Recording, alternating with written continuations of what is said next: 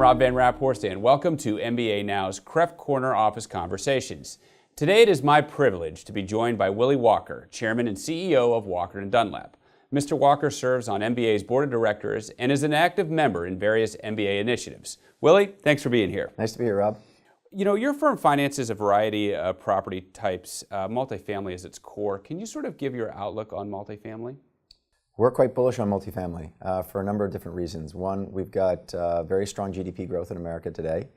We have a limited amount of inflationary pressures, and we had peak deliveries of multifamily in 2017, so we're coming down on the deliveries on the multifamily side. Occupancy should stay up, and the real difference this time, Rob, versus the last cycle is that there really is not a competitive bid from entry-level single-family housing today, and as a result of that, there are many, many people who are renting today who will remain renters, where in past cycles they would have moved out and owned their own single-family home.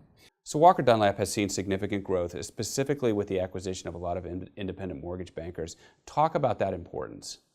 So, Rob, we went public in 2010 with a market cap of $220 million. Today our market cap's about $1.7 billion.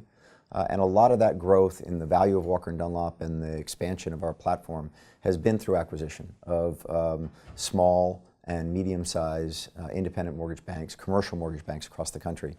The biggest issue for us there is finding teams of people who, more than anything, are culturally aligned with Walker & Dunlop. They view the business and the industry very much like we do. And at the end of the day, that's establishing long-standing relationships with their clients and essentially always doing what they say they're going to do. And so we've been very fortunate to identify, acquire, and then integrate successfully a number of independent mortgage banking firms from across the country. And that's been a huge component of our continued growth. Can you talk a little bit about Walker Dunlop's entrance into bridge loans and investments on sales expansion? So we've done a couple things recently. One is we started a joint venture with Blackstone a year ago to do bridge loans on our balance sheet and in a joint venture with Blackstone. And then over the past couple years, we've expanded into multifamily investment sales. We just hired a great team yesterday, actually, in Dallas, Texas. But we've built out that platform in the east of the United States. We have a group down in Southern California, and we'll continue to grow out our multifamily investment sales business across the country. Let's switch to policy now for a second. GSE reform seems to be on the tip of everybody's tongue again. We recently saw a bill in Congress, a bipartisan bill, talking about it. What are your thoughts on GSE reform? So MBA has been a leading voice on GSE reform. There's a task force right now that has been formed to talk about the implications of GSE reform, and more specifically the change at FHFA, of the director of FHFA, which will happen early in 2019. And so it's great that we have this task force focused on this issue that is very important to both the single family as well as the multifamily side. I was down at FHFA last week and would just say that as much as the change in the director will have an impact on the agency, we are talking about Washington, D.C. Change comes slowly. No one's going to walk in and, if you will, whole change both the single family as well as multifamily industry. And nonetheless, there's probably a change in direction that will come from a President Trump appointed director of FHFA versus Director Watt, who is in there today. And I would just say that one of the great advantages of MBA is having a group of very talented senior executives who are on this task force, which are all members of the board of MBA, who are very focused on how can we both monitor what's happening, influence the debate, if you will, of who will be in there, and then also react to whatever a new director does as it relates to potential implications to both the single family as well as the multifamily industry. And so personally, I'm not terribly concerned about a new FHFA director, but nonetheless, it's very important that we have, if you will, eyes on it, watching what happens, trying to influence what type of a person we would like to have in there.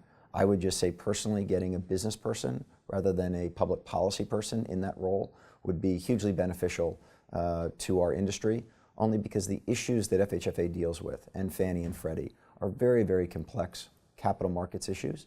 And so having someone who has some experience, whether it be on Wall Street or Main Street, but someone from the private sector, would be hugely helpful as it relates to a new director of FHFA.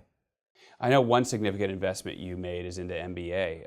What does it mean to be part of MBA and part of trade associations? What value do you get out of it?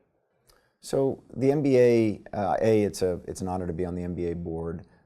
Second of all, like most MBA members, I attend all of the annual conferences, both single as well as multifamily or commercial. And they provide great value as it relates to getting together with industry peers, being educated on what's going on inside of the industry, and then also being on the board, dealing with many of the regulatory and policy issues that are presenting themselves to both the single family as well as the multifamily industry today.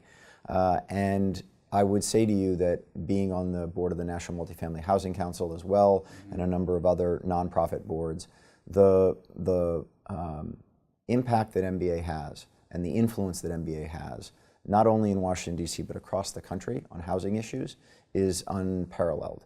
And so being involved and being on the board is both an honor, and it's also extremely rewarding for Walker & Dunlop and very valuable to us to be a member of MBA and to have so many Walker & Dunlop employees be members of MBA. And it also allows for an investment in human capital as well, doesn't it? It does. I mean, I always joke that the CREF conference in the middle of the winter is really more of a jobs fair than it is actually anything else, because all of the bankers and brokers from across the country come there and they talk to everybody. But it is the opportunity for people to both talk to companies like Walker & Dunlop as well as our competitors, find out what's going on around the industry, and quite honestly see which companies are growing, which companies see a bright future, and which companies are sort of standing still.